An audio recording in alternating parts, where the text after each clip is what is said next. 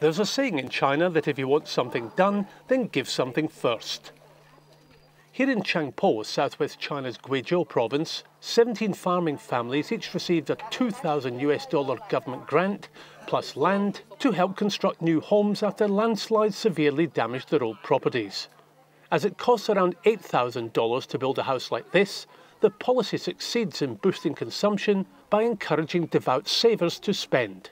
And in these times of economic uncertainty, the party also banks considerable political capital from those that missed out on China's economic boom. They helped build the home, gave us a warm place to live, they laid on electricity, we have light, water supply, we can clean, and the most wonderful thing is that they gave us a path to prosperity. Across Guizhou's Wudang district alone, an area around the size of New York City, the authorities have helped fund over 1,000 new homes, as well as constructing roads and bridges to connect remote communities with the market. The Zhong family in Hongqi village says all this makes a big difference to their living standards, as do other specific farming policies. The government helps to finance purchases of seeds, and they also send experts here to advise us, especially those agricultural technologists. The policies are designed to boost rural net incomes and so spur domestic demand enough to help cover the collapse in exports and meet the government's ambitious 8% growth target.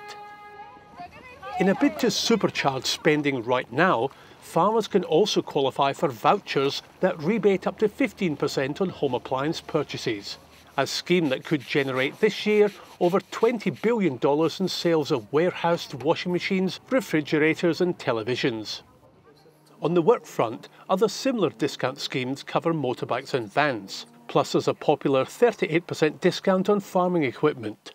It's a tremendous change. In the past, farmers didn't want to spend money. Once the government offered the preferential policies, they started spending money on farming machinery and home appliances. This helps the farmers out as well as assisting our domestic consumption needs.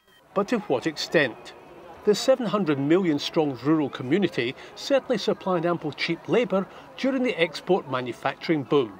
But can it really be expected to spend and turn around a slowing economy? Farmers' incomes, after all, are still a quarter of those in the cities. Agriculture accounts for only 10% of the GDP.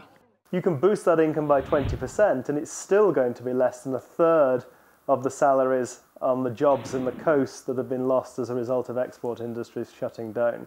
So the hard fact is that promoting rural consumption is great as a 10-year strategy, but as a one-year quick fix, it's very, very difficult for me to see that it can provide enough of an offset.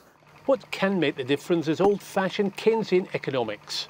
In China's case, allocating sufficient amounts from its $580 billion stimulus package to projects, notably highways, railroads and other infrastructure building, that provide replacement jobs for as many of the 20 million redundant migrant workers as possible. The party realises, however, that there won't be stimulus jobs for everyone. For those now back in the townships who want to set up a rural enterprise, local authorities are providing basic business training and start-up grants of around $800. In addition, the government is trying to encourage rural-based banks to provide unsecured loans. But in reality, the banks still want loans backed by collateral, and that doesn't include the farmhouse. Although microcredit is available in China, like from this Sichuan-based organisation, lenders cannot work with savings deposits or equity, as this fledgling sector's operational cash must come from donations.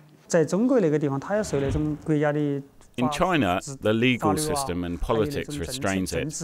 However, China has realised that microcredit is an inevitable part of our economy's development. These days, the government welcomes cash in most forms for rural initiatives, as it embarks on a huge, expensive structural change to its economic model. The big focus on farmers is not because the party has suddenly remembered who brought it to power 60 years ago. Rather, Beijing needs to maintain confidence at large as it tackles the economic crisis and unemployment fallout. And this dovetails with the longer-term strategy to narrow the urban-rural income gap and establish a credible internal market.